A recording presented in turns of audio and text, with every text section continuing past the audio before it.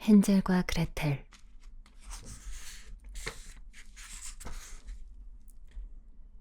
큰 숲 앞에 한 가난한 나무꾼이 새 아내와 두 아이와 함께 살고 있었다. 소년의 이름은 헨젤이었고 소녀는 그레텔이었다. 나무꾼의 집에는 먹을 양식이 충분치 않았고 기근까지 들자 모두가 나눠 먹을 빵조차 구할 수 없었다. 어느 날 나무꾼은 침대에 누워 걱정으로 이리저리 뒤척이며 한숨을 내쉬다가 아내에게 말했다. 어찌 살까? 우리 먹을 것도 부족한데 어떻게 아이들을 충분히 먹일 수 있을까? 아내가 수군거렸다. 여보, 이러면 어떻겠어요? 아이들을 이른 새벽에 가장 깊은 숲속으로 데리고 가서 불을 피워주고 빵을 한 조각씩 쥐어주곤 우리는 일을 하러 가는 거예요. 아이들만 내버려 두고 아이들은 집으로 오는 길을 찾지 못할 거예요. 그러면 녀석들을 떼어버릴 수 있지 않겠어요? 아니, 여보. 난 그런 짓은 절대 하지 않을 거요. 아이들을 숲에 내버리다니. 그런 몹쓸 짓을 하고 양심의 가책을 어찌 견딜 수 있겠소. 무서운 짐승들이 곧 달려들어 아이들을 갈갈이 찢어버릴 텐데. 어찌 그리 바보 같은 소리래요. 그렇게라도 하지 않으면 우리 넷 모두 굶어 죽어 나갈 판인데. 우리 다 죽으면 당신에게 남는 일은 나무로 관을 짜는 것뿐이라고요. 아내는 남편이 받아들일 때까지 채근했고 남편에게 남은 일은 승낙하는 것뿐이었다. 하지만 우리 아이들 불쌍해서 어떡하오. 배가 고파서 잠을 잘 수 없었던 두 아이는 계모가 아버지를 어떻게 꼬드기는지 다 엿들었다. 그레텔은 서럽게 울면서 헨젤에게 말했다. 우린 버려질 거야. 조용히 해, 그레텔. 서러워하지 마. 내가 무슨 수든 생각해댈게. 부모가 잠이 들자 헨젤은 일어나 윗옷을 들쳐입곤 문 아래쪽에 쪽문을 열고 몰래 바깥으로 나갔다.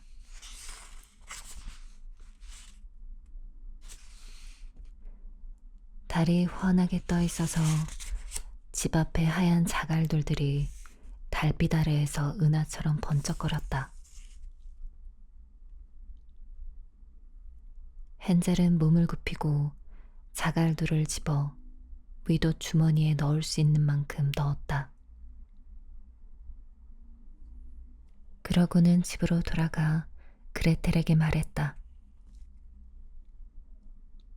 안심해, 그레텔. 편안하게 자렴. 하느님은 우리를 떠나지 않을 거야.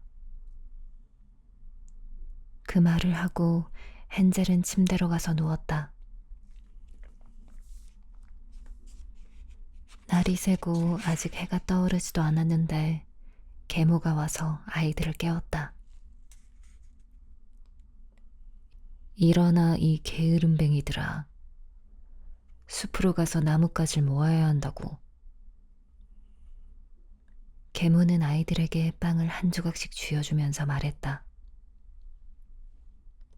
점심이다. 미림 먹지 마. 이것 말곤 더 먹을 게 없을 테니.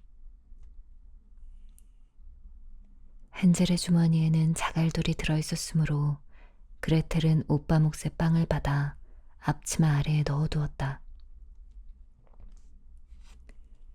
그런 다음 모두 숲을 향해 갔다. 얼마간 걸었을 때 헨젤은 잠시 멈추어 서서 집 쪽을 돌아보았고 다시 걷다가 멈추어서는 집 쪽을 바라보기를 반복했다. 아버지가 이상하다는 듯 물었다. 헨젤, 뭘 그리 보는 게냐? 자꾸 그럼 너 혼자 남게 된다. 조심해, 걷는 거 잊지 말고. 아버지, 하얀 고양이를 보고 있어요. 저기 지붕 위에 앉아서 제게 작별 인사하는 고양이요. 계모가 끼어들었다. 바보 같은 녀석. 저게 고양이로 보여? 저건 굴뚝을 비추는 아침 해야. 헨젤은 고양이를 보고 있던 게 아니라 주머니에 넣어둔 하얀 자갈돌을 길 위에 던지고 있었다. 그들이 숲 한가운데에 당도했을 때 아버지가 말했다. 자, 얘들아. 나뭇가지를 모아라. 너희들이 춥지 않도록 내가 불을 피워주마. 헨젤과 그레텔은 나뭇가지를 작은 산만큼 모아선 짊어 날랐다. 가지에 불이 붙고 불꽃이 제대로 피어오르자 계모가 아이들에게 말했다. 얘들아, 불 옆에 누워 쉬고 있으렴. 우리는 숲으로 들어가서 나무를 팰 테니 일이 끝나면 너희들을 데리러 오마. 헨젤과 그레텔은 불 옆에 앉아 있었다.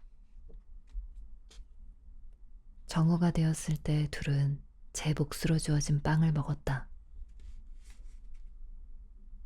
아직 나무를 패는 소리가 들려서 아이들은 아버지가 근처에 있다고 믿었다.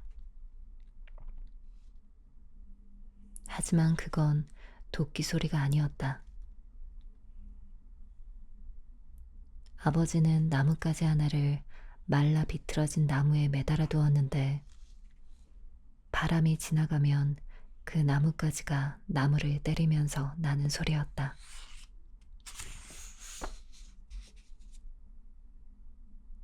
너무 오래 앉아 있었던 탓에 피곤해서 눈이 저절로 감겼고 아이들은 깊은 잠에 들고 말았다. 그들이 깨어났을 때는 이미 칠흑 같은 밤이었다. 그레텔은 울기 시작했다. 어떻게 숲에서 빠져나가? 헨젤은 의연하게 그레텔을 달랬다. 조금만 기다려. 달이 뜰 때까지. 그럼 길을 찾을 수 있을 거야. 달이 휘어청 떴을 때 헨젤은 누이의 손을 잡고 자갈돌을 따라서 걷기 시작했다. 자갈돌은 달빛을 받아서 마치 금방 찍어낸 은하처럼 은은한 빛을 내며 그들에게 길을 가리켰다. 둘은 밤을 새워 걸었고 날이 샐 무렵 집에 다다랐다. 아이들은 문을 두드렸다. 계모는 문을 열다가 아이들을 보고는 목소리를 높였다. 나쁜 녀석들. 숲에서 그렇게 오래 잠에 빠지다니. 우리는 너희가 다시는 돌아오지 않을 거라고 생각했다. 아버지는 기뻐서 어쩔 줄 몰랐다. 아이들만 남겨두고 온 것이 마음 아팠기 때문이다. 얼마 지나지 않아서 다시 극심한 어려움이 찾아왔다. 아이들은 밤에 침대에서 계모가 아버지에게 속삭거리는 소리를 들었다. 이봐요. 또 양식이 바닥났잖아요. 이제 먹을 거라곤 빵 반 토막밖엔 없어요. 그걸로 입에 넣을 건 끝이라고요. 아이들을 보내야 해요. 더 깊숙한 숲으로 데리고 가야 한다고요. 아님 우리 다 끝장이야. 지난 일로 마음이 무거웠던 아버지는 이번만큼은 마지막 빵 부스러기까지 아이들과 나누리라고 마음먹었다. 하지만 계모는 남편의 말을 듣지 않고 계속 붙들고 늘어지면서 욕을 퍼부으며 책임을 추궁했다. 일단 한 번 시작한 일은 계속해야 하는 법이었다. 아버지는 이미 뜻을 굽힌 적이 있었으므로 이번에도 어쩔 수 없이 승낙을 해야 했다. 아이들은 그때까지 깨어 있었고 아버지와 계모의 대화를 고스란히 다 들었다. 부모가 잠이 들었을 때 헨젤은 다시 일어나서 저번처럼 바깥으로 나가 자갈돌을 주워오려고 했다. 하지만 계모가 벌써 문을 꼭꼭 잠가두어서 바깥으로 나갈 수가 없었다. 그런데도 헨젤은 누이를 위로했다. 울지마 그레텔. 걱정 말고 잠들어. 하느님이 우리를 도와줄 거야.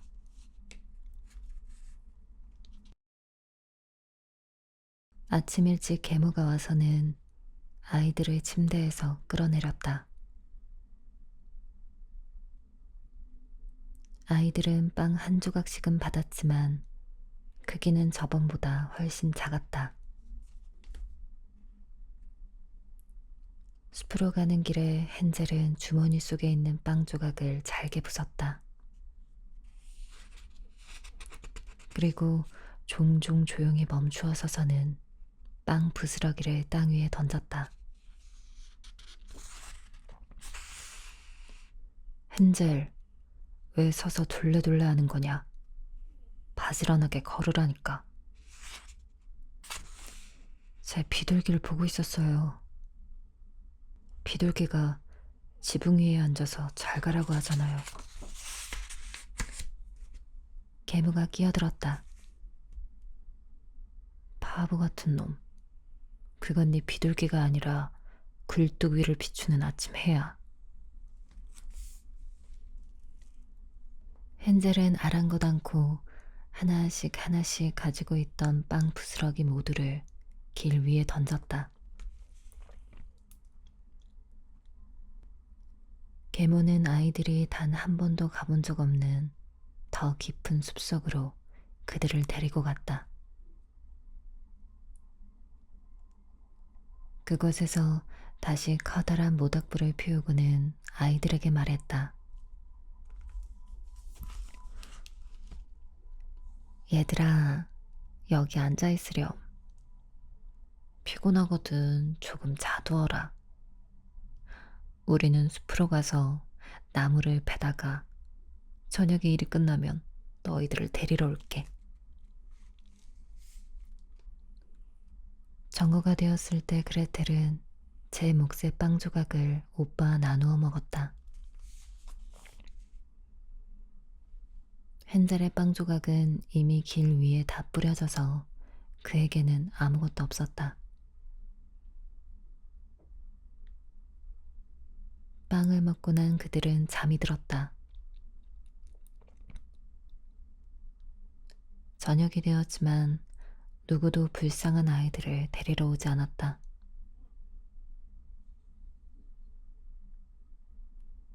아이들은 칠흑 같은 밤이 왔을 때에야 잠에서 깨어났다. 그레텔이 칭얼거리자 헨젤은 누이를 달랬다. 기다려, 그레텔. 달이 떠오를 때까지. 그럼 내가 길 위에 뿌려둔 빵 부스러기를 달빛이 비추어 줄 거야. 그것들이 우리에게 집으로 가는 길을 알려줄 거라고. 달이 떴을 때 아이들은 길을 나섰지만 빵 부스러기를 발견할 수는 없었다. 숲과 들판에 날아다니는 수많은 새들이 빵 부스러기를 다 쪼아 먹었기 때문이다. 헨젤은 그레텔을 안심시켰다. 곧 길을 찾을 거야. 하지만 둘은 길을 찾을 수가 없었다. 한밤을 걷고 아침부터 저녁까지 한날을 꼬박 걸었지만 숲 바깥으로 나가지조차 못했다.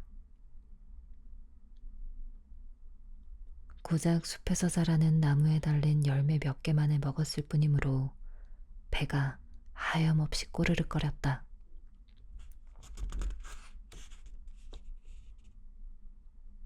피곤이 덮쳐와서 더 이상 걸을 수조차 없어지자 아이들은 나무 밑에 누워 잠이 들었다.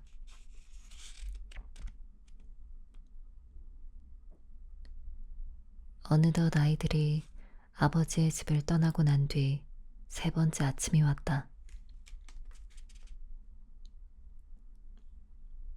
둘은 다시 길을 찾으려고 했지만 그럴수록 더 깊은 숲속으로 들어갈 뿐이었다.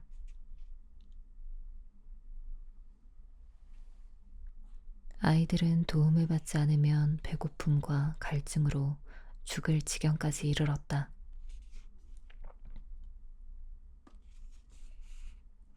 정오 무렵 그들은 아름답고도 눈처럼 흰 작은 새 한 마리가 나뭇가지에 앉아 있는 것을 보았다.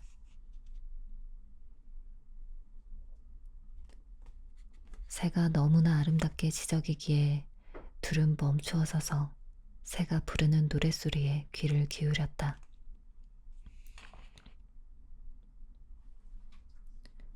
노래를 마친 새는 날개를 퍼덕이더니 아이들 앞에서 이리저리 날기 시작했다.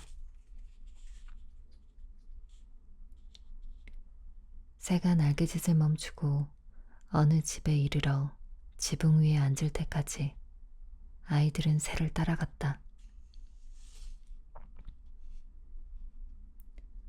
집에 가까이 다가갔을 때 아이들은 그 집이 빵으로 지어졌다는 사실을 알아차렸다.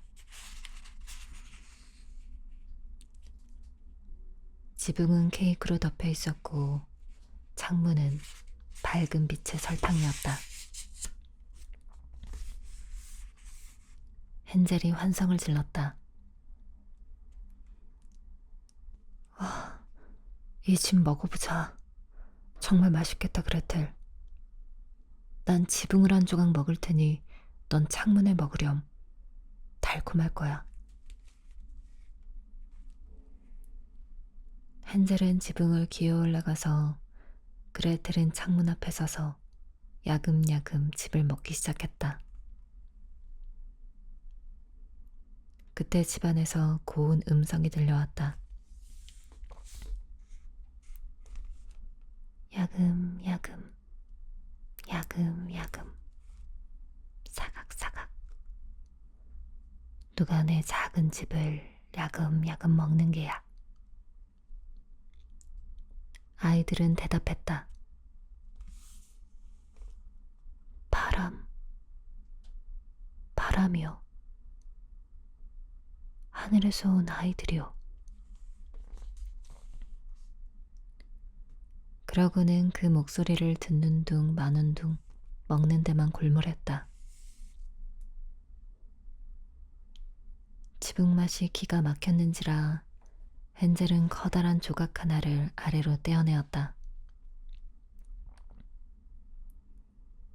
그레텔은 둥근 창문을 통째로 제 쪽으로 들고 와서 주저앉은 채 정신없이 먹었다.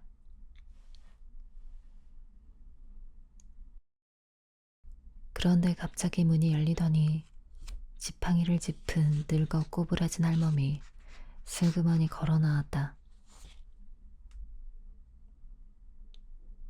헨젤과 그레텔은 너무 놀란 나머지 손에 든 것을 떨어뜨리고 말았다.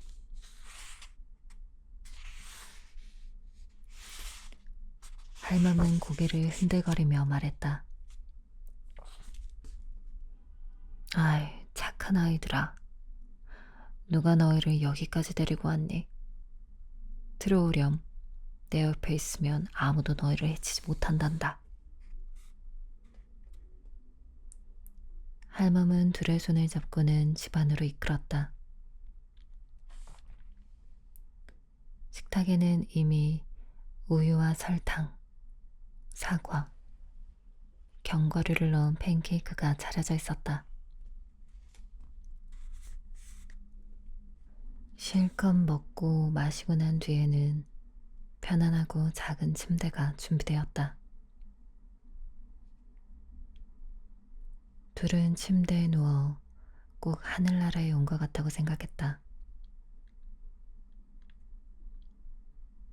하지만 할멈은 친절한 척했을 뿐 사실은 빵으로 만든 집으로 아이들을 꿰어 잡아먹는 마녀였다.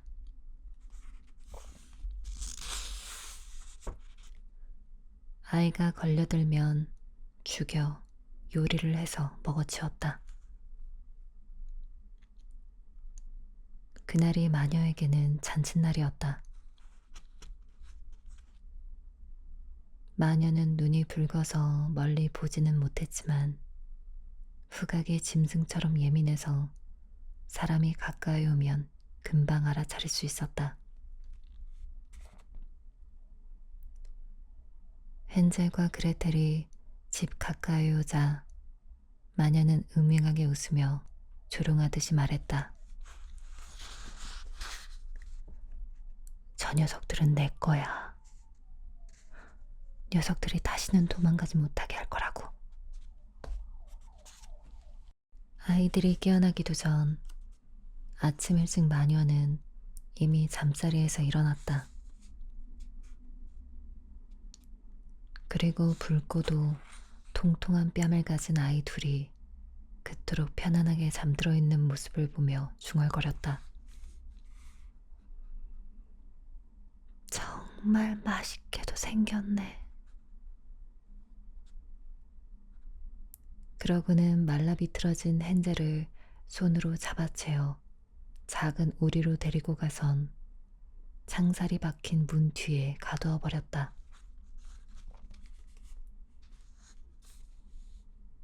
헨젤은 큰 소리로 도움을 청하려고 했지만 아무 소용이 없었다.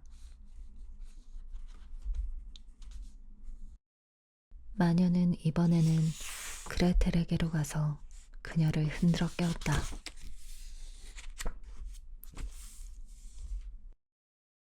일어나, 이 게으른 년 같으니. 물을 길어와. 그리고 네 오빠에게 맛있는 음식 좀 만들어줘. 네 오빠는 바깥에 있는 우리 속에서 살이 뒤룩뒤룩 쪄야 돼. 녀석이 뚱뚱해져야 내가 맛있게 먹을 수 있으니까. 그레텔은 쓰라린 눈물을 흘렸으나 아무 소용이 없었고 마녀가 시키는 대로 따를 수밖에 없었다. 그날부터 불쌍한 헨젤은 제일로 좋은 음식만을 받았으나 그레텔은 게딱지 말고는 먹을 것을 얻지조차 못했다. 아침마다 마녀는 작은 우리로 와서는 헨젤을 불렀다. 헨젤, 손가락을 내밀어라. 살이 알맞게 올랐는지 보게. 헨젤은 가녀린 뼈를 마녀 앞으로 내밀었다. 눈이 어두운 마녀는 그것이 헨젤의 손가락이라고 믿곤 아이가 살이 오르지 않는 것을 의아하게 여겼다. 4주가 지나갔지만 여전히 헨젤은 살이 찌지 않았고 마녀는 조급해져서 더 이상 기다리려고 하지 않았다. 그레텔, 서둘러 물을 길어와. 네 오빠가 뚱뚱하든 말랐든 내일 잡아서 요리할 거니까. 불쌍한 그레텔은 물을 길어오면서 눈물로 뺨을 적시며 얼마나 슬퍼했는지. 하느님, 우리를 도와주세요. 차라리 숲에서 길짐승에게 잡아먹혔더라면 함께 죽었을 텐데. 장승맞게 소리 좀 지르지 마. 아무 소용 없으니까. 마녀는 그레텔을 비웃기만 했다. 아침 일찍 그레텔은 물이 가득 든 솥을 걸고 불을 피워야 했다. 마녀가 그레텔을 재촉했다. 먼저 빵을 구워야지. 이미 화덕에 불을 지펴 놓았고 반죽도 만들어 두었어. 마녀는 불쌍한 그레텔을 불꽃이 넘실거리는 집 바깥의 화덕 쪽으로 밀쳤다. 안으로 기어들어가. 그리고 반죽을 넣어도 될 만큼 잘 달아올랐는지 살피라고. 그레텔이 화덕 속으로 들어가면 마녀는 화덕문을 닫아버릴 생각이었다. 그리고 그 안에서 구워진 그레텔을 먹어치우려고 했다. 하지만 그레텔은 마녀의 속셈을 짐작하고 있었으므로 짐짓 말했다.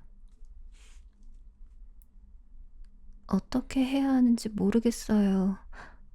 어떻게 안으로 들어가죠? 둔한 거위 같은 년. 문이 이렇게 넓은데 무슨 소리야. 봐라, 나도 들어갈 수 있겠다. 마녀는 화덕 가까이로 기어와서는 머리를 그 속에 집어넣었다. 그때 그레텔이 마녀를 뒤에서 힘껏 차 화덕 안으로 밀어넣고는 철로 만들어진 문을 닫고 빗장을 질러버렸다. 마녀는 화덕 속에서 끔찍스레 울부짖기 시작했다. 하지만 그레텔은 모른 척 떠났고 마녀는 그 안에서 처참하게 불태워졌다.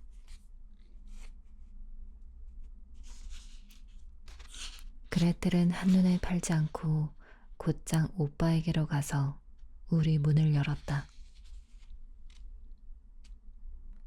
오빠, 우리 살았어. 늙은 마녀는 죽었어. 문이 열리자마자 헨젤은 마치 새장 안에 갇혔던 새처럼 재빨리 튀어나왔다. 그들은 얼마나 기뻤던지 서로 목을 끌어안고는 껑충껑충 뛰었고 볼에다 입을 맞추었다.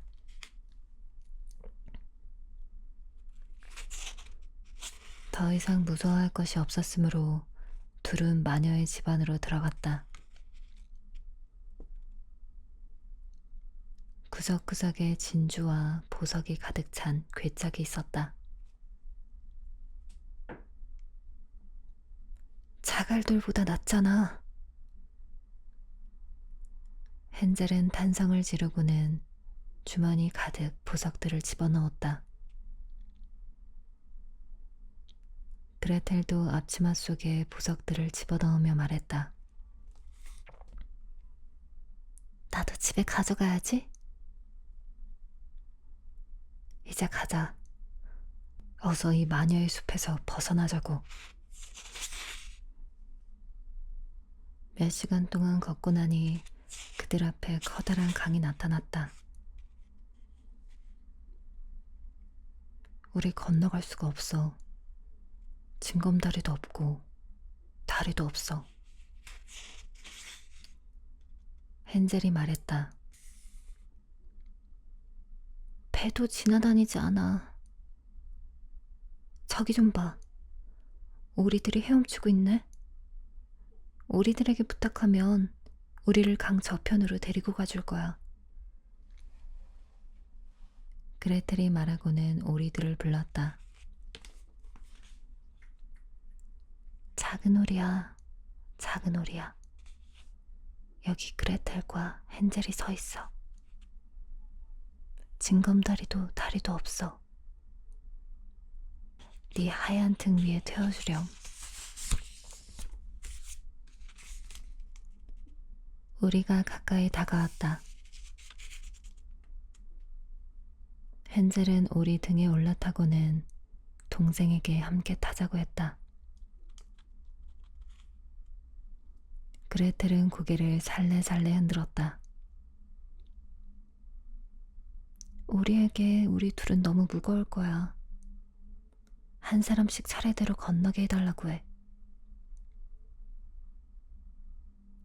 착한 오리는 그렇게 했고 둘 다 무사히 강을 건넜다. 한참을 걸어가니 점점 낯익은 숲이 모습을 드러냈다. 드디어 저 멀리 아버지의 집이 보였다. 그들은 숨차게 달리기 시작했고 무너지듯 집 안으로 들어가서는 아버지의 목을 끌어안았다.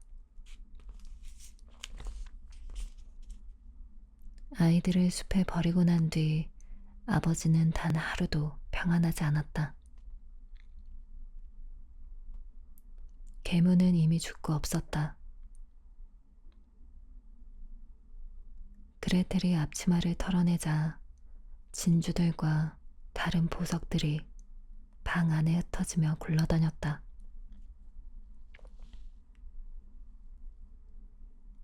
헨젤은 한 움큼 한 움큼씩 보석들을 주머니에서 끄집어내었다. 드디어 가난에 대한 근심은 사라졌고 가득한 행복 속에 셋은 살았다. 이야기는 여기까지야. 저기 생쥐 한 마리가 기어가네. 누구든 생쥐를 잡으면 커다란 가죽 모자를 만들어도 될 텐데.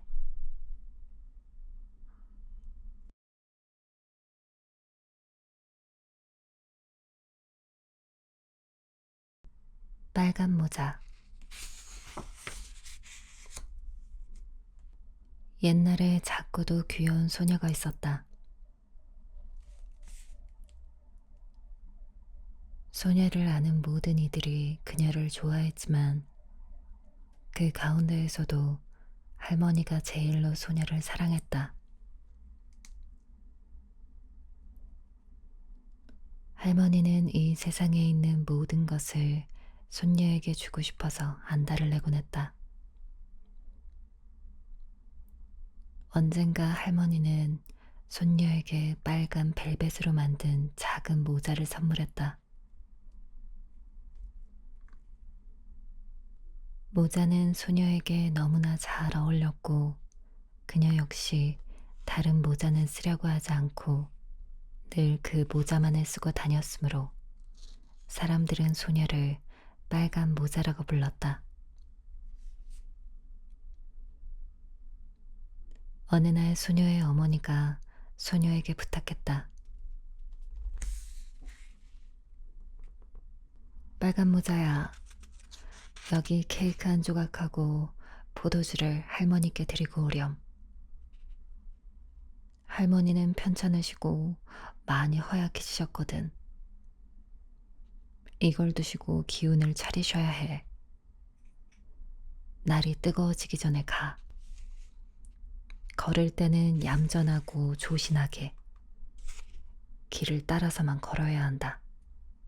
넘어져서 포도주병을 깨뜨릴 수도 있으니까. 그러면 할머니가 마실 게 없잖니. 할머니 댁에 당도하거든 아침 인사 드리는 거 잊지 말고 집 구석구석을 흘끔거리지도 말고. 제가 알아서 잘 할게요. 빨간 모자는 어머니에게 말하면서 어머니의 손 위에 제 손을 얹었다. 할머니는 마을에서 반 시간쯤 떨어진 거리에 있는 숲속에 살고 있었다. 빨간 모자가 숲에 당도했을 때 늑대와 마주쳤다. 그녀는 늑대가 얼마나 악한 짐승인지 몰랐으므로 겁을 내지도 않았다. 안녕, 빨간 모자야. 안녕. 안부를 물어주다니 정말 고맙구나, 늑대야. 근데 너 아침 일찍 어디 가니? 할머니에게. 앞치마 밑엔 뭐가 들어있니? 어제 구운 케이크랑 포도주. 몸이 편찮으셔서 하얗게진 할머니가 맛있는 걸 드시고 기운을 차리셨으면 해서. 빨간 모자야. 할머니는 어디에 사시는데? 아직 15분 정도 더 가야 하는 숲속에 커다란 참나무 새 그루 밑에 그곳에 할머니 댁이 있어. 아래에는 호두나무 울타리가 있고 너도 아는 곳일 거야. 늑대는 그 순간 이런 생각을 하고 있었다. 어리고 부드러운 계집아이. 정말 좋은 먹잇감이 될 거다. 이 계집아이가 할머니보단 맛이 좋겠지. 둘 다 잡아먹으려면 시작을 잘해야 돼. 늑대는 한동안 빨간 모자 옆에서 걸어가다가 다시 말을 걸었다. 빨간 모자야, 여기 피어있는 아름다운 꽃들 좀 보렴. 빨간 모자는 눈을 커다랗게 뜨고 주위를 살펴보았다. 햇살이 나무 사이에서 이리저리 춤을 추고 아름다운 꽃들이 가득 핀 것이 보였다. 할머니에게 갓단 꽃으로 엮은 꽃다발을 가져다 드리면 얼마나 좋아하실까. 아직 이른 시간이니 길을 좀 벗어나더라도 제때에 도착할 수 있을 거야.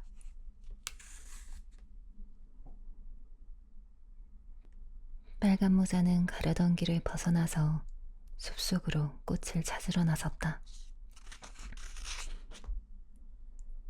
꽃을 한 송이 꺾고 나면 안쪽에는 더 아름다운 꽃이 피어 있을 거라는 생각이 들었고, 그렇게 점점 깊은 숲속으로 소녀는 들어가게 되었다.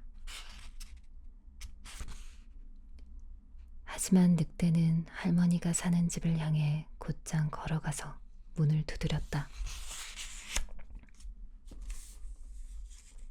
누구요?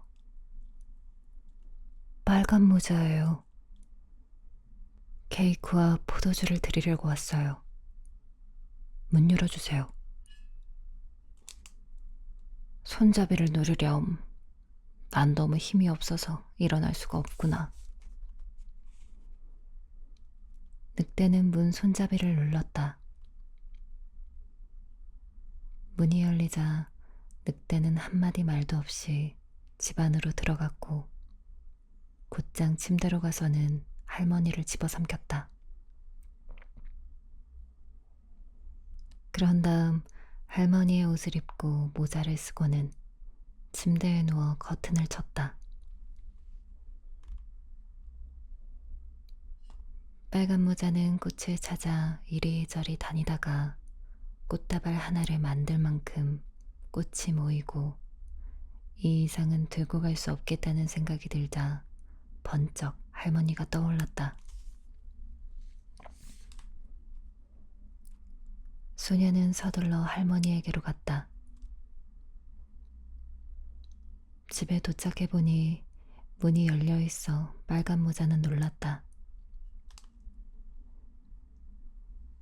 방 안으로 들어서는데 묘한 느낌이 밀려왔다.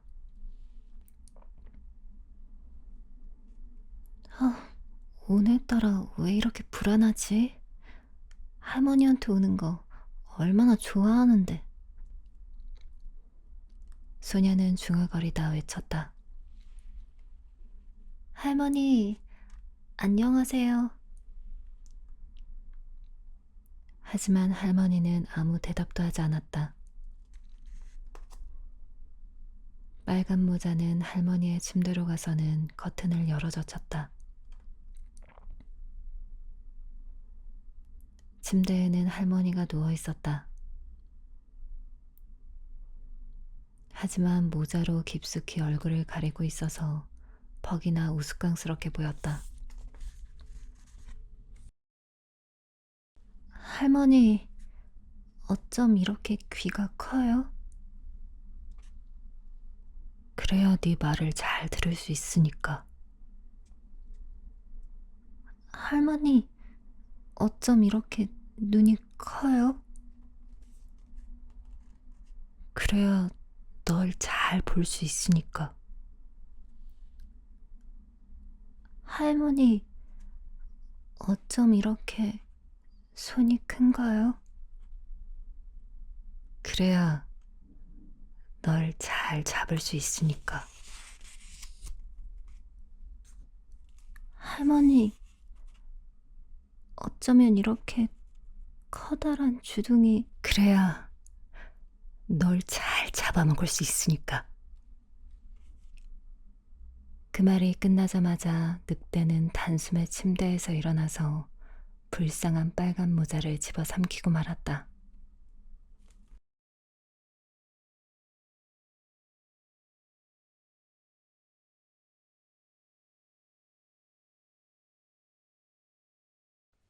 헨젤과 그레텔.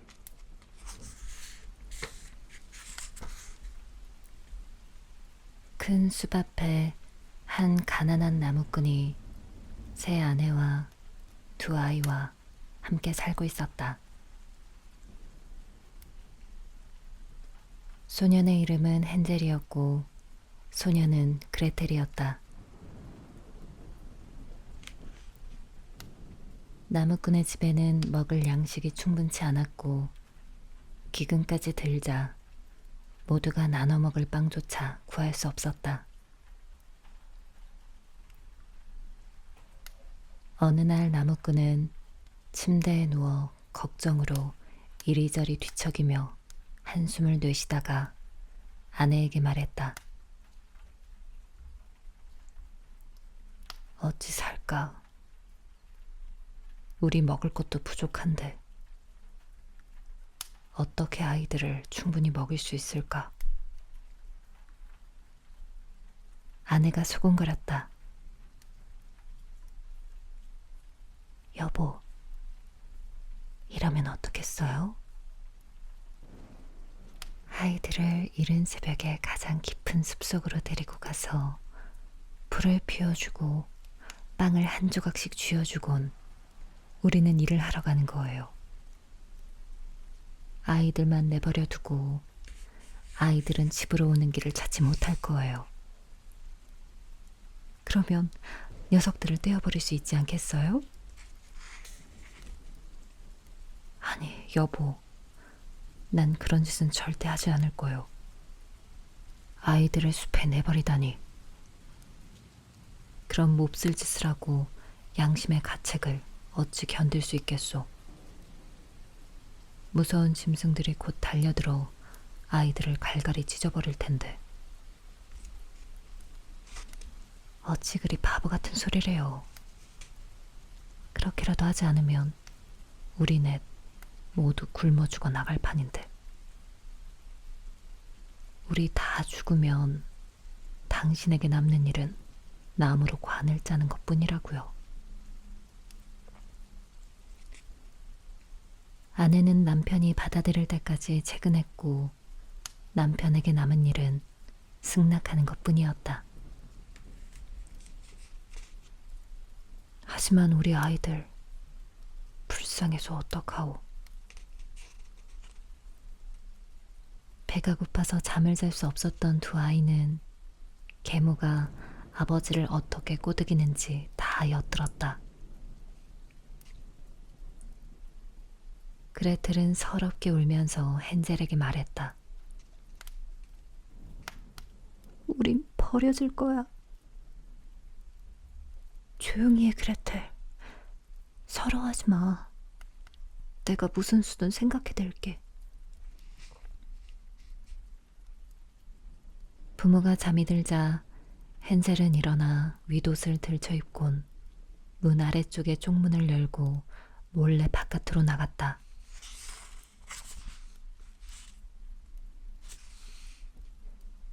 달이 환하게 떠 있어서 집 앞의 하얀 자갈돌들이 달빛 아래에서 은하처럼 번쩍거렸다. 헨젤은 몸을 굽히고 자갈돌을 집어 윗옷 주머니에 넣을 수 있는 만큼 넣었다. 그러고는 집으로 돌아가 그레텔에게 말했다. 안심해, 그레텔. 편안하게 자렴. 하느님은 우리를 떠나지 않을 거야. 그 말을 하고 헨젤은 침대로 가서 누웠다. 날이 새고 아직 해가 떠오르지도 않았는데 계모가 와서 아이들을 깨웠다. 일어나, 이 게으름뱅이들아. 숲으로 가서 나뭇가지를 모아야 한다고. 계모는 아이들에게 빵을 한 조각씩 쥐어주면서 말했다. 점심이다. 미림 먹지 마. 이것 말곤 더 먹을 게 없을 테니. 헨젤의 주머니에는 자갈돌이 들어있었으므로 그레텔은 오빠 몫의 빵을 받아 앞치마 아래에 넣어두었다. 그런 다음 모두 숲을 향해 갔다. 얼마간 걸었을 때 헨젤은 잠시 멈추어 서서 집 쪽을 돌아보았고 다시 걷다가 멈추어서는 집 쪽을 바라보기를 반복했다. 아버지가 이상하다는 듯 물었다. 헨젤, 뭘 그리 보는 게냐? 자꾸 그럼 너 혼자 남게 된다. 조심해, 걷는 거 잊지 말고. 아버지, 하얀 고양이를 보고 있어요. 저기 지붕 위에 앉아서 제게 작별 인사하는 고양이요. 계모가 끼어들었다. 바보 같은 녀석. 저게 고양이로 보여? 저건 굴뚝을 비추는 아침 해야. 헨젤은 고양이를 보고 있던 게 아니라 주머니에 넣어둔 하얀 자갈돌을 길 위에 던지고 있었다.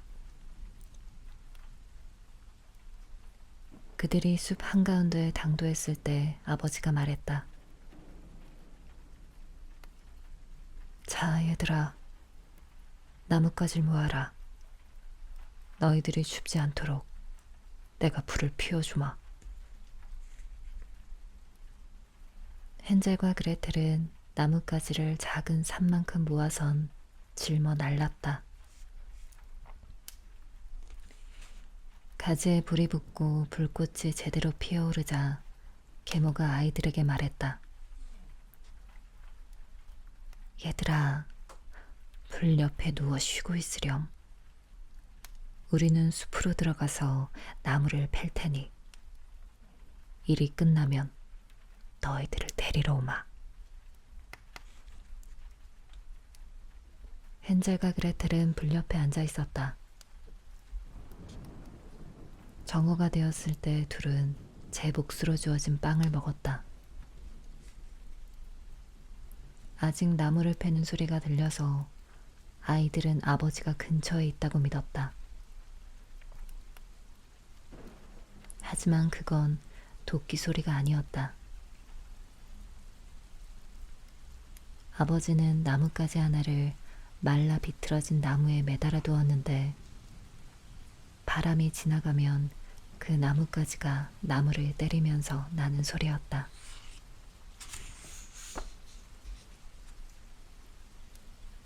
너무 오래 앉아 있었던 탓에 피곤해서 눈이 저절로 감겼고 아이들은 깊은 잠에 들고 말았다. 그들이 깨어났을 때는 이미 칠흑 같은 밤이었다. 그레텔은 울기 시작했다. 어떻게 숲에서 빠져나가? 헨젤은 의연하게 그레텔을 달랬다. 조금만 기다려. 달이 뜰 때까지. 그럼 길을 찾을 수 있을 거야. 달이 휘어청 떴을 때 헨젤은 누이의 손을 잡고 자갈도를 따라서 걷기 시작했다. 자갈돌은 달빛을 받아서 마치 금방 찍어낸 은하처럼 은은한 빛을 내며 그들에게 길을 가리켰다. 둘은 밤을 새워 걸었고 날이 샐 무렵 집에 다다랐다. 아이들은 문을 두드렸다. 계모는 문을 열다가 아이들을 보고는 목소리를 높였다. 나쁜 녀석들. 숲에서 그렇게 오래 잠에 빠지다니. 우리는 너희가 다시는 돌아오지 않을 거라고 생각했다. 아버지는 기뻐서 어쩔 줄 몰랐다.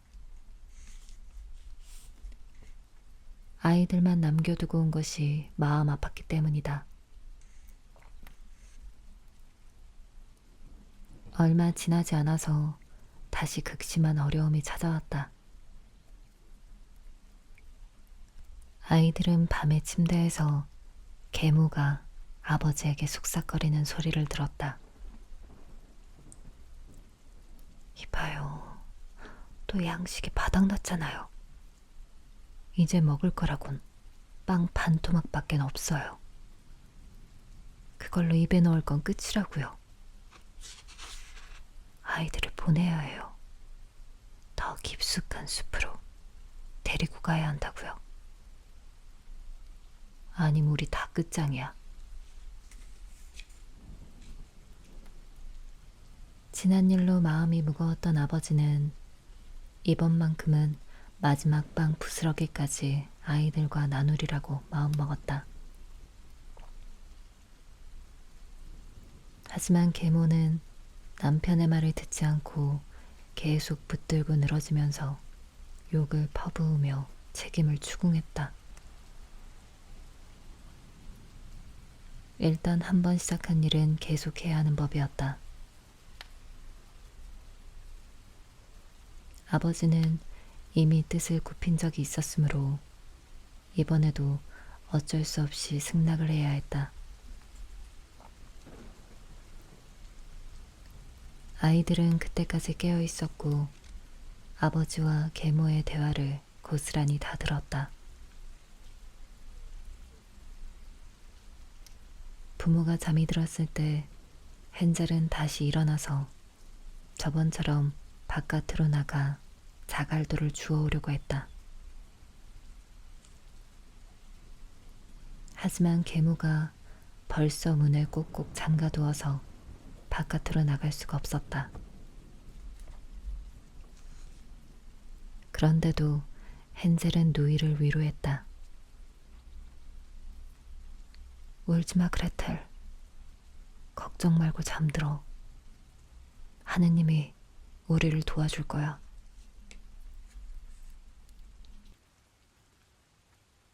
아침 일찍 계모가 와서는 아이들을 침대에서 끌어내렸다.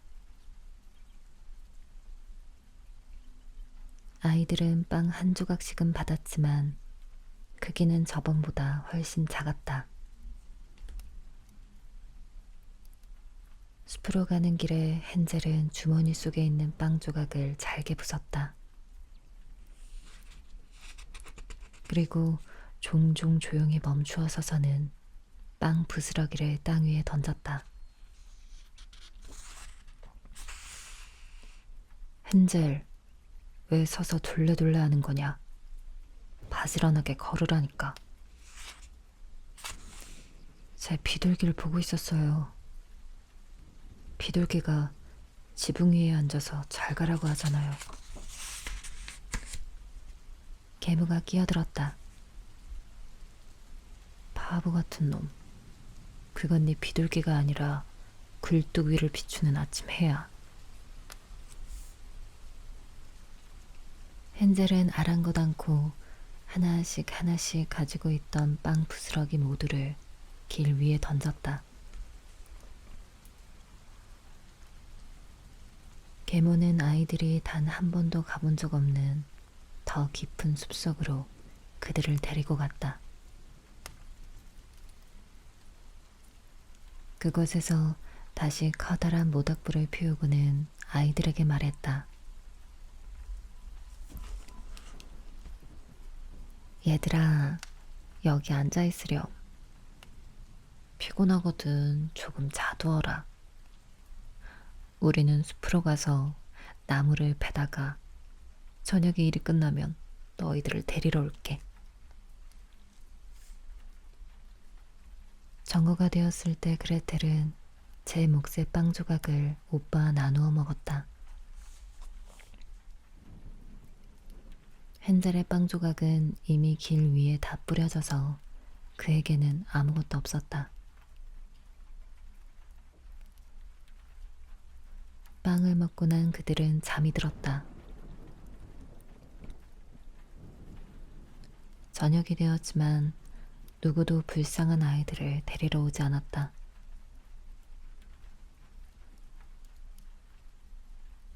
아이들은 칠흑 같은 밤이 왔을 때에야 잠에서 깨어났다.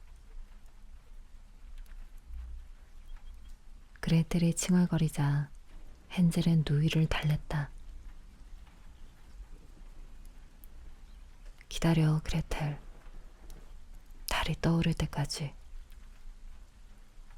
그럼 내가 길 위에 뿌려둔 빵 부스러기를 달빛이 비추어 줄 거야. 그것들이 우리에게 집으로 가는 길을 알려줄 거라고. 달이 떴을 때 아이들은 길을 나섰지만 빵 부스러기를 발견할 수는 없었다. 숲과 들판에 날아다니는 수많은 새들이 빵 부스러기를 다 쪼아 먹었기 때문이다. 헨젤은 그레텔을 안심시켰다. 곧 길을 찾을 거야. 하지만 둘은 길을 찾을 수가 없었다. 한밤을 걷고 아침부터 저녁까지 한날을 꼬박 걸었지만 숲 바깥으로 나가지조차 못했다. 고작 숲에서 자라는 나무에 달린 열매 몇 개만을 먹었을 뿐이므로 배가 하염없이 꼬르륵거렸다.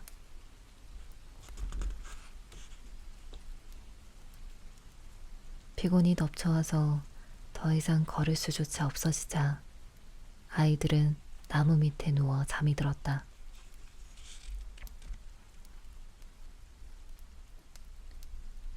어느덧 아이들이 아버지의 집을 떠나고 난 뒤 세 번째 아침이 왔다. 둘은 다시 길을 찾으려고 했지만 그럴수록 더 깊은 숲속으로 들어갈 뿐이었다.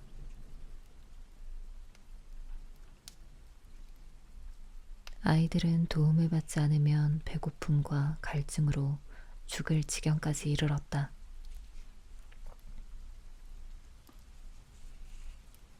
정오 무렵 그들은 아름답고도 눈처럼 흰 작은 새 한 마리가 나뭇가지에 앉아 있는 것을 보았다.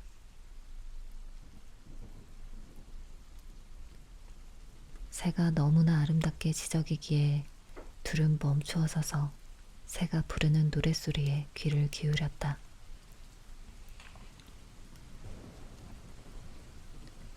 노래를 마친 새는 날개를 퍼덕이더니 아이들 앞에서 이리저리 날기 시작했다.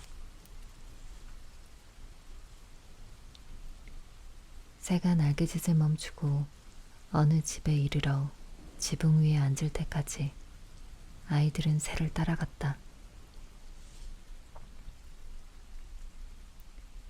집에 가까이 다가갔을 때 아이들은 그 집이 빵으로 지어졌다는 사실을 알아차렸다.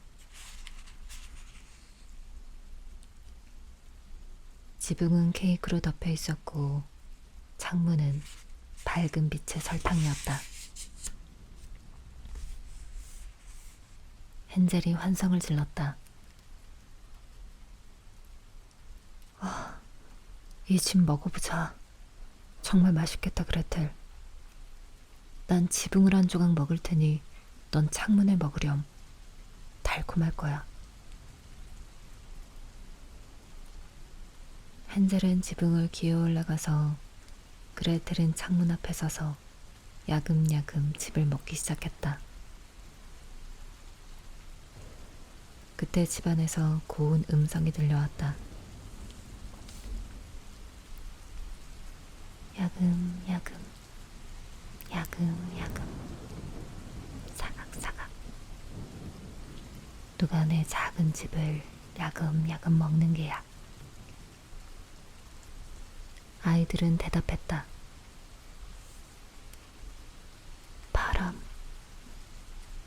바람이요. 하늘에서 온 아이들이요. 그러고는 그 목소리를 듣는 둥 마는 둥 먹는 데만 골몰했다. 지붕 맛이 기가 막혔는지라 헨젤은 커다란 조각 하나를 아래로 떼어내었다. 그레텔은 둥근 창문을 통째로 제 쪽으로 들고 와서 주저앉은 채 정신없이 먹었다.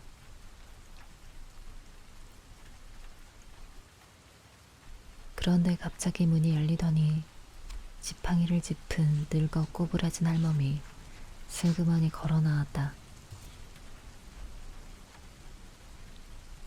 헨젤과 그레텔은 너무 놀란 나머지 손에 든 것을 떨어뜨리고 말았다.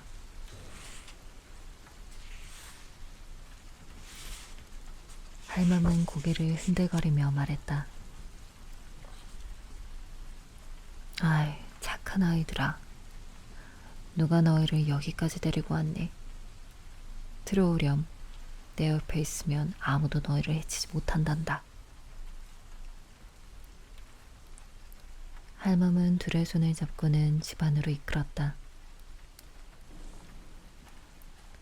식탁에는 이미 우유와 설탕, 사과, 견과류를 넣은 팬케이크가 차려져 있었다. 실컷 먹고 마시고 난 뒤에는 편안하고 작은 침대가 준비되었다. 둘은 침대에 누워 꼭 하늘나라에 온 것 같다고 생각했다. 하지만 할멈은 친절한 척했을 뿐 사실은 빵으로 만든 집으로 아이들을 꿰어 잡아먹는 마녀였다.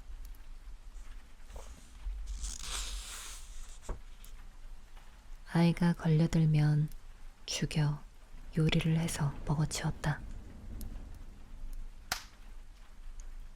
그날이 마녀에게는 잔칫날이었다. 마녀는 눈이 붉어서 멀리 보지는 못했지만 후각이 짐승처럼 예민해서 사람이 가까이 오면 금방 알아차릴 수 있었다. 헨젤과 그레텔이 집 가까이 오자 마녀는 음흉하게 웃으며 조롱하듯이 말했다. 저 녀석들은 내 거야.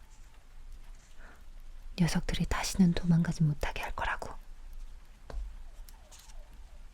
아이들이 깨어나기도 전 아침 일찍 마녀는 이미 잠자리에서 일어났다. 그리고 붉고도 통통한 뺨을 가진 아이 둘이 그토록 편안하게 잠들어 있는 모습을 보며 중얼거렸다. 정말 맛있게도 생겼네. 그러고는 말라비틀어진 헨젤을 손으로 잡아채어 작은 우리로 데리고 가선 창살이 박힌 문 뒤에 가두어 버렸다.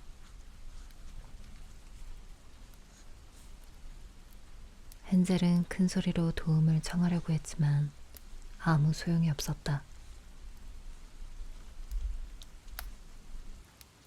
마녀는 이번에는 그레텔에게로 가서 그녀를 흔들어 깨웠다.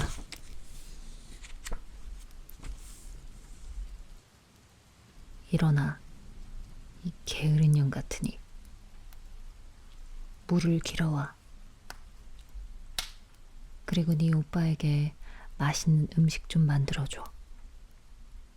네 오빠는 바깥에 있는 우리 속에서 살이 뒤룩뒤룩 쪄야 돼. 녀석이 뚱뚱해져야 내가 맛있게 먹을 수 있으니까.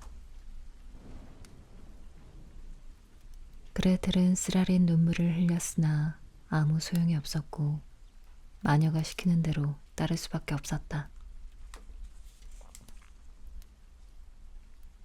그날부터 불쌍한 헨젤은 제일로 좋은 음식만을 받았으나 그레텔은 게딱지 말고는 먹을 것을 얻지조차 못했다.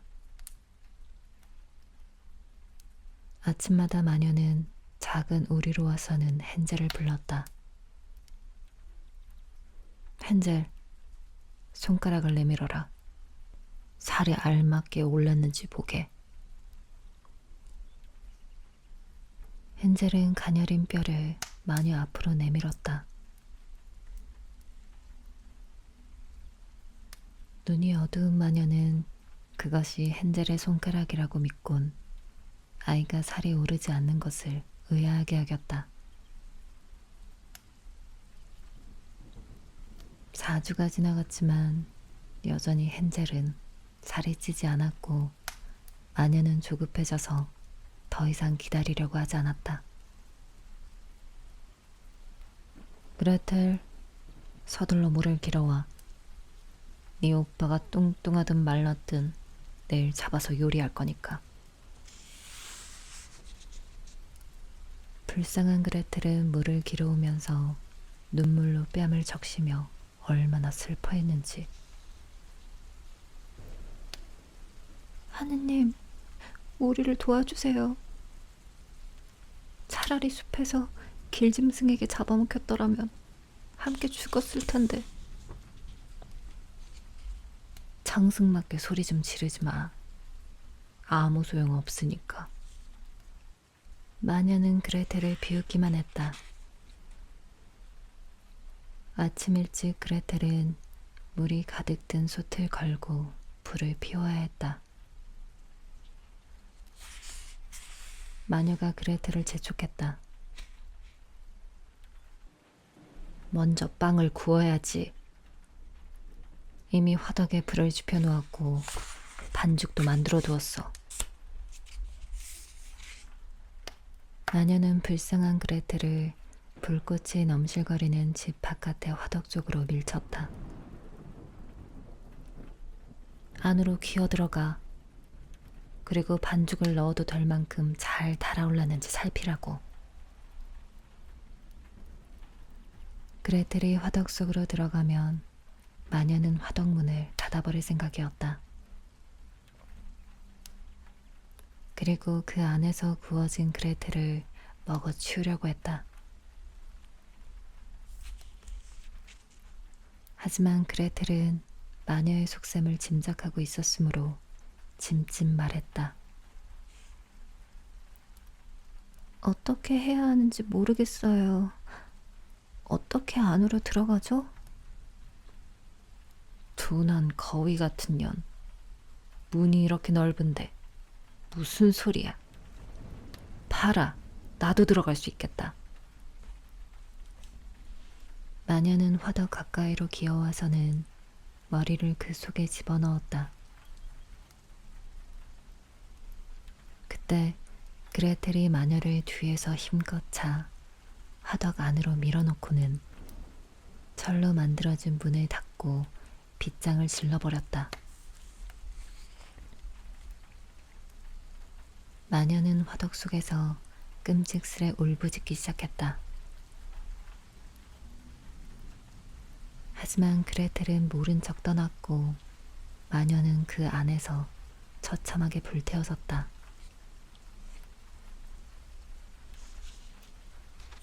그레텔은 한눈에 팔지 않고 곧장 오빠에게로 가서 우리 문을 열었다. 오빠, 우리 살았어. 늙은 마녀는 죽었어. 문이 열리자마자 헨젤은 마치 새장 안에 갇혔던 새처럼 재빨리 튀어나왔다. 그들은 얼마나 기뻤던지 서로 목을 끌어안고는 껑충껑충 뛰었고 볼에다 입을 맞추었다.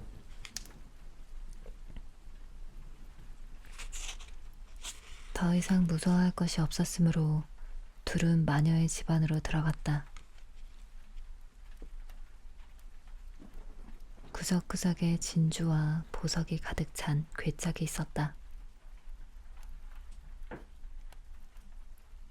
자갈돌보다 낫잖아. 헨젤은 탄성을 지르고는 주머니 가득 보석들을 집어넣었다. 그레텔도 앞치마 속에 보석들을 집어넣으며 말했다. 나도 집에 가져가야지. 이제 가자. 어서 이 마녀의 숲에서 벗어나자고. 몇 시간 동안 걷고 나니 그들 앞에 커다란 강이 나타났다. 우리 건너갈 수가 없어. 징검다리도 없고 다리도 없어. 헨젤이 말했다. 배도 지나다니지 않아. 저기 좀 봐. 오리들이 헤엄치고 있네. 오리들에게 부탁하면 우리를 강 저편으로 데리고 가줄 거야. 그레텔이 말하고는 오리들을 불렀다. 작은 오리야, 작은 오리야. 여기 그레텔과 헨젤이 서 있어. 징검다리도 다리도 없어. 네 하얀 등 위에 태워주렴. 우리가 가까이 다가왔다. 헨젤은 오리 등에 올라타고는 동생에게 함께 타자고 했다.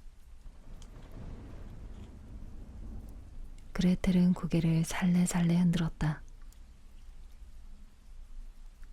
우리에게 우리 둘은 너무 무거울 거야. 한 사람씩 차례대로 건너게 해달라고 해. 착한 오리는 그렇게 했고 둘 다 무사히 강을 건넜다. 한참을 걸어가니 점점 낯익은 숲이 모습을 드러냈다. 드디어 저 멀리 아버지의 집이 보였다. 그들은 숨차게 달리기 시작했고 무너지듯 집 안으로 들어가서는 아버지의 목을 끌어안았다. 아이들을 숲에 버리고 난 뒤 아버지는 단 하루도 평안하지 않았다. 계무는 이미 죽고 없었다. 그레텔이 앞치마를 털어내자 진주들과 다른 보석들이 방 안에 흩어지며 굴러다녔다.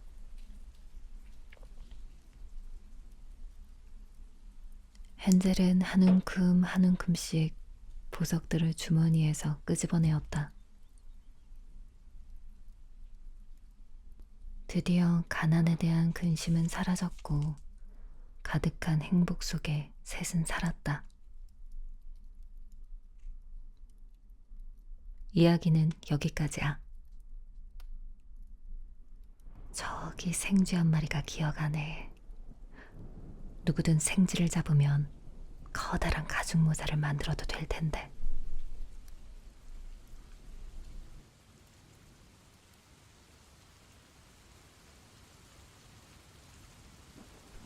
빨간 모자. 옛날에 작고도 귀여운 소녀가 있었다. 소녀를 아는 모든 이들이 그녀를 좋아했지만 그 가운데에서도 할머니가 제일로 소녀를 사랑했다. 할머니는 이 세상에 있는 모든 것을 손녀에게 주고 싶어서 안달을 내곤 했다. 언젠가 할머니는 손녀에게 빨간 벨벳으로 만든 작은 모자를 선물했다. 모자는 소녀에게 너무나 잘 어울렸고 그녀 역시 다른 모자는 쓰려고 하지 않고 늘 그 모자만을 쓰고 다녔으므로 사람들은 소녀를 빨간 모자라고 불렀다. 어느 날 소녀의 어머니가 소녀에게 부탁했다. 빨간 모자야, 여기 케이크 한 조각하고 포도주를 할머니께 드리고 오렴. 할머니는 편찮으시고 많이 허약해지셨거든. 이걸 드시고 기운을 차리셔야 해. 날이 뜨거워지기 전에 가. 걸을 때는 얌전하고 조신하게. 길을 따라서만 걸어야 한다. 넘어져서 포도주병을 깨뜨릴 수도 있으니까. 그러면 할머니가 마실 게 없잖니. 할머니 댁에 당도하거든 아침 인사 드리는 거 잊지 말고 집 구석구석을 흘끔거리지도 말고. 제가 알아서 잘 할게요. 빨간 모자는 어머니에게 말하면서 어머니의 손 위에 제 손을 얹었다. 할머니는 마을에서 반시간쯤 떨어진 거리에 있는 숲속에 살고 있었다. 빨간 모자가 숲에 당도했을 때 늑대와 마주쳤다. 그녀는 늑대가 얼마나 악한 짐승인지 몰랐으므로 겁을 내지도 않았다. 안녕, 빨간 모자야. 안녕. 안부를 물어주다니 정말 고맙구나, 늑대야. 근데 너 아침 일찍 어디 가니? 할머니에게. 앞치마 밑엔 뭐가 들어있니? 어제 구운 케이크랑 포도주. 몸이 편찮으셔서 허약해진 할머니가 맛있는 걸 드시고 기운을 차리셨으면 해서. 빨간 모자야. 할머니는 어디에 사시는데? 아직 15분 정도 더 가야 하는 숲속에 커다란 참나무 새 그루 밑에 그곳에 할머니 댁이 있어. 아래에는 호두나무 울타리가 있고 너도 아는 곳일 거야. 늑대는 그 순간 이런 생각을 하고 있었다. 어리고 부드러운 계집아이. 정말 좋은 먹잇감이 될 거다. 이 계집아이가 할머니보단 맛이 좋겠지. 둘 다 잡아먹으려면 시작을 잘해야 돼. 늑대는 한동안 빨간 모자 옆에서 걸어가다가 다시 말을 걸었다. 빨간 모자야, 여기 피어있는 아름다운 꽃들 좀 보렴. 빨간 모자는 눈을 커다랗게 뜨고 주위를 살펴보았다. 햇살이 나무 사이에서 이리저리 춤을 추고 아름다운 꽃들이 가득 핀 것이 보였다. 할머니에게 갓단 꽃으로 엮은 꽃다발을 가져다 드리면 얼마나 좋아하실까. 아직 이른 시간이니 길을 좀 벗어나더라도 제때에 도착할 수 있을 거야.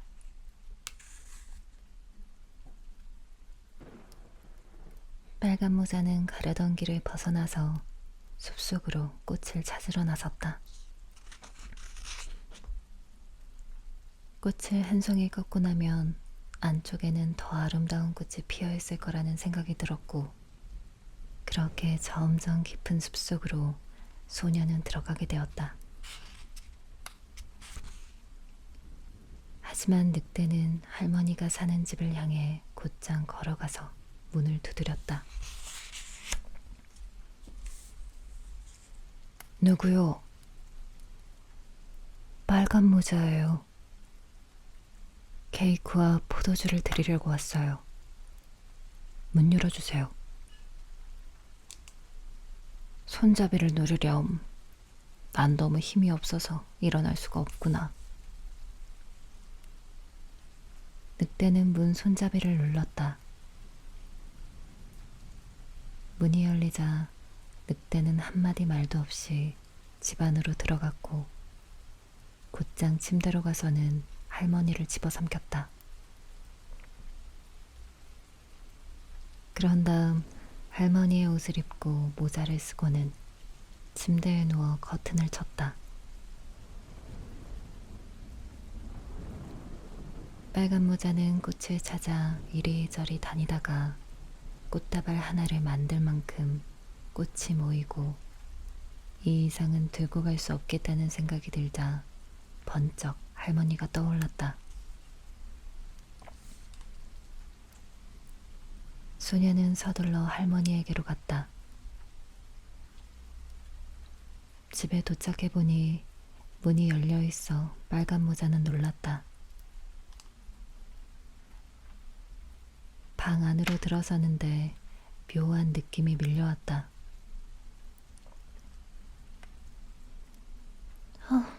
오늘따라 왜 이렇게 불안하지? 할머니한테 오는 거 얼마나 좋아하는데. 소녀는 중얼거리다 외쳤다. 할머니, 안녕하세요. 하지만 할머니는 아무 대답도 하지 않았다.